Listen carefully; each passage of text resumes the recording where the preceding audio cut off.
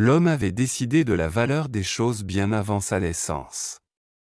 Il ne faisait que jouer un rôle dans un vieux jeu propre à la nature humaine.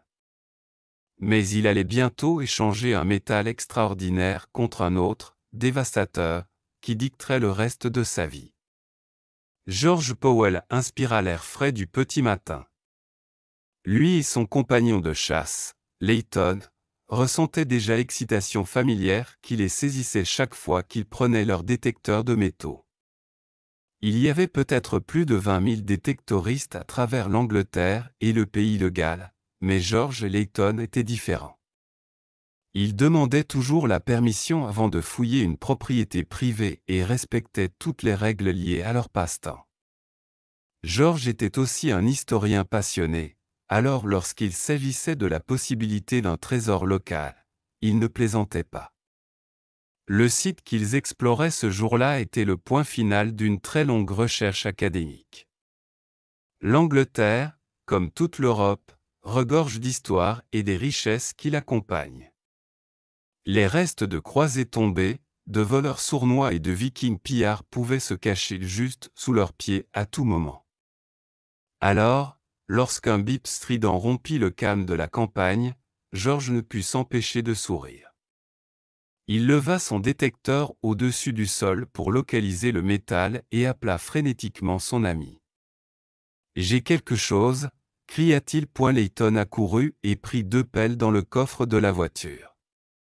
Il en lança une à George, et ils commencèrent à creuser, inconscients qu'ils s'enfonçaient dans une sacrée galère. Le froid de l'air et la sueur sur son front ne dérangeaient pas George. Il continuerait à creuser jusqu'à ce que le bip soit expliqué et que le jour de paix arrive. Au début, il ne semblait rien y avoir, mais le détecteur continuait de biper, alors il creusait encore plus profondément dans la terre humide. George n'avait jamais creusé aussi profondément. D'habitude, ses découvertes étaient plus proches de la surface. Mais cette fois, ce n'était pas une découverte ordinaire. C'était l'une des découvertes les plus lucratives du siècle, suffisante pour faire de George et Layton des millionnaires. Mais ils commirent une erreur cruciale qui les hanterait toute leur vie. George était un homme en mission. Il creusait avec une détermination que Layton ne lui connaissait pas. Il était sûr que quelque chose de gros se cachait là-dessous, et il avait raison. D'abord, il y eut un cliquetis. Puis un éclair de lumière éclatant. Le premier reflet doré lui coupa le souffle. Il se pencha et ramassa les petits morceaux qu'il pouvait voir, couverts de boue, et les montra à Layton. Sa joie se transforma rapidement en inquiétude en observant les détails inhabituels. Ce n'étaient pas des pièces ordinaires. Soudain, Layton pointa du doigt les pieds de George et s'exclama : « Mon Dieu, regarde ça !» George se tenait sur un lit d'or ancien enfoui.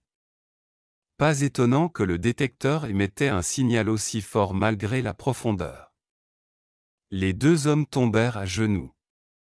En tant que passionnés d'histoire, ils savaient ce que signifiait une découverte d'une telle ampleur. La liberté financière était à portée de main. En plus d'un énorme tas de pièces, ils trouvaient un lingot d'argent, un bracelet en forme de tête de dragon, un pendentif en perles, et une barre en or. Une découverte incroyable, probablement datant de l'époque viking. George savait que ses efforts finiraient par payer. Mais il y avait un problème, s'ils voulaient garder leur trésor et en tirer profit, ils devaient rester discrets. C'était une décision qui allait se retourner contre eux. Quelques années auparavant, la Grande-Bretagne avait instauré le National Treasure Act, une loi visant à empêcher les objets historiques de finir sur le marché noir. Mais George ne voyait qu'un gouvernement avide essayant encore une fois de prendre l'argent du petit peuple. Il décida alors d'appeler un ami, un spécialiste des trouvailles historiques qui possédait aussi une boutique d'antiquités. Jörg pensait que les pièces venaient de l'ère viking, mais il fallait une confirmation d'un expert de confiance, quelqu'un qui ne signalerait pas la découverte. Un spécialiste examina une douzaine de pièces, bouche bée. Il savait qu'il ne recevrait rien si le gouvernement s'emparait du trésor, ce qu'il trouvait lui aussi injuste.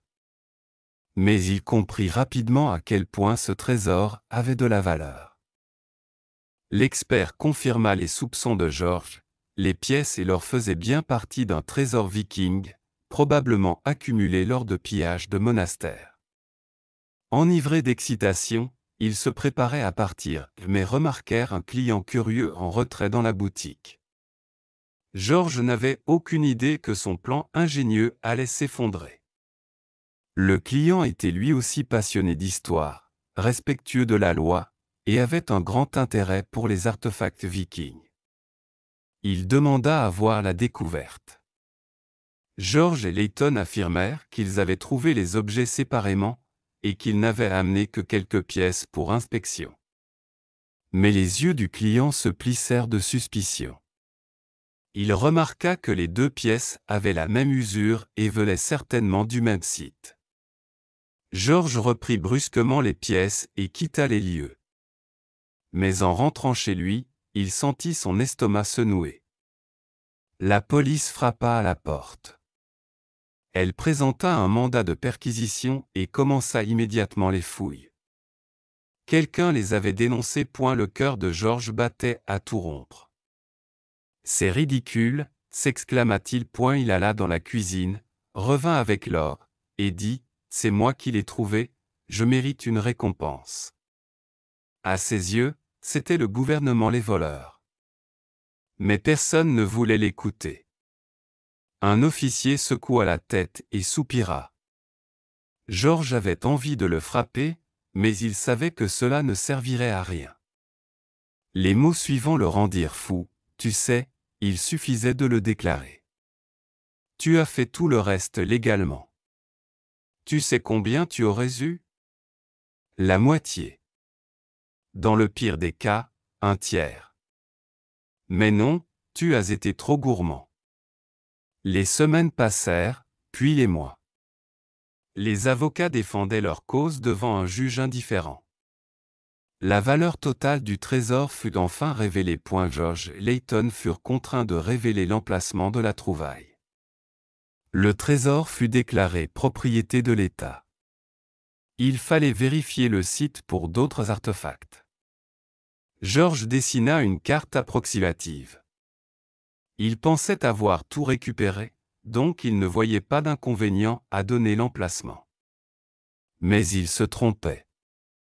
Les autorités trouvèrent encore plus de pièces. La terre continuait de donner, mais la chance de George et Layton s'était épuisée. Ils finirent en prison, buvant du vieux café et écoutant les agents parler sans fin des lois sur les trésors. Le trésor de George valait plus de 12 millions. Les autorités affirmèrent qu'il aurait pu légalement recevoir 3 millions. George bouillait de colère.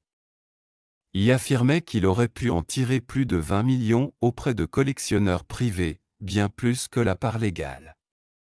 Après des années à suivre les règles, George avait l'impression de ne jamais avoir été justement récompensé.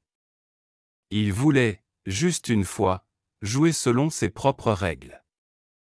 C'est pourquoi il avait gardé quelque chose de caché. Lui et Layton avaient passé un pacte. Ils n'avaient pas montré tout le trésor, seulement quelques pièces. Le reste avait été dissimulé et réenterré. Ils gardèrent l'endroit secret. Ont-ils été pris? Oui. La conspiration pour dissimuler un trésor est un crime grave. Ils passèrent des années en prison avant de retrouver leur liberté. En ligne, les avis étaient partagés. Certains trouvaient la peine trop sévère, d'autres pensaient qu'elle était méritée. Mais vous, qu'en pensez-vous?